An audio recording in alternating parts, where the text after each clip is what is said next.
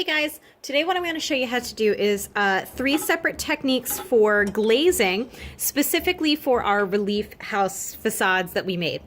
I'm going to show you how to do a full-blown glaze like I have right over here, a glaze job where I have pushed the glaze into the carved away relief pieces, and then another example where I've done exactly the same thing, but after it comes out of the kiln, I have gone over it with watercolor. Now, I won't be able to show you how to do this one today because I don't have a finished example, but it's a fairly simple process.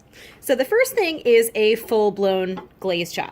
Now, as you might know by now with the glazes, anytime you want to glaze something, you need to do 3 solid coats, letting it dry in between. Now over here on this example from like a bajillion years ago, don't know who this kid is. Kid's probably like 400 years old, or Miss Harris at this point. But what I have here is I have a relief artwork that's already been done. I currently have a blue glaze with me, and that's what I'm going to be using to show you the 3 stroke method. Now, what you want to do when you are glazing something like this is take the glaze, shake it up if you're doing this, which chances are I've already done it for you. But so the glaze is shaken up, and you will choose where you want to paint. Let's say that I'm just going to paint the thumb on this one, okay? Taking my brush, and I am just gently glazing here. I'm making sure to not smush my brush into oblivion here, but I am gently pressing the glaze into the carved out portions. If you were doing something like a cup and watching this video, or anything that will be food safe by the end of this, you want to make sure that you get glaze into every single nook and cranny. That is super duper important. Even the smallest amount of glaze missed on something like that, in a little crack or a crevice, will be completely dangerous, and make sure that your artwork that you work so hard on is no longer food safe. Now what that means is any of these spaces that don't have glaze on it, they're still porous. They suck up liquid just like a sponge. Now if you were eating something like M&Ms out of your little candy dish, that's not too big of a deal. But if you were eating something like milk, any spots that don't have glaze on it will absorb very quickly. If you can see on here, even now some of my areas are starting to dry up. Now looking at it from this angle, I've noticed that I've still missed some areas. So it's really important to look at your work from different angles and make sure that you get every single little teeny thing. Sometimes a toothpick can help, or a stiff bristled brush. Now if you look at something like this, where I've glazed the corner, it is very quickly drying. It's going from that nice, thick, rich glaze into something a lot chalkier, powderier. And you can watch that as it is refocusing. Hello. There we go. And you can watch that happen as it is drying. You can see these little areas where it's getting lighter and lighter. It's getting lighter here as well. That is super duper important for when you are doing a full glaze job on anything.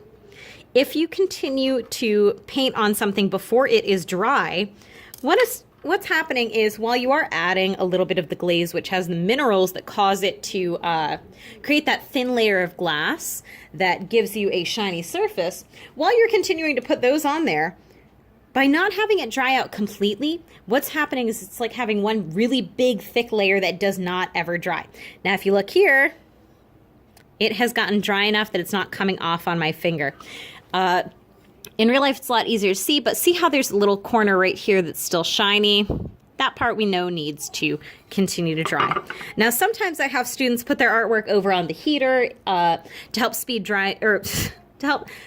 up the drying process, and that definitely works, but sometimes there's just not enough space. So after this has dried completely, I'm going to come back and do my second coat. Now, while we're waiting for that, I'm going to show you how to do the relief process with the glaze. All this is we are making sure that anything that's been kind of scooped out or pushed in gets the glaze while the rest of it has it wiped off. To do this, I like to take a big brush and a little teeny bit of water and put my glaze to the side. Now, adding more water to glaze is not a good idea if you're doing it inside of the bottle. But in this case, I'm going to be using it kind of like a watercolor, okay? I'm mixing water into it, just like this, and I'm going to paint it, okay? This helps it get into the grooves very easily because there is extra water. And so it's going deep, deep, deep into any areas that have been carved out of my artwork. Now, before that dries up too much, we're going to take a slightly moist sponge and wipe those areas off the top. See how it's gone really deep inside of it? Now, the cool part is, even though we've watered down the glaze and so it's not as concentrated, with that, we're not going to get too much color on the top. It, of course, does look kind of like a watercolor, and because the clay is so porous, see how quickly it's absorbing that water. It's going from shiny to very dull in just a matter of seconds. See how it's getting less and less shiny. Every time I turn it, that spot's getting smaller and smaller and smaller. But since it is so fast, it is going to stay on there. Now, you can try as much as you want to wipe it off, but you're just kind of smearing it around at that point, okay? Now, that's all that it takes.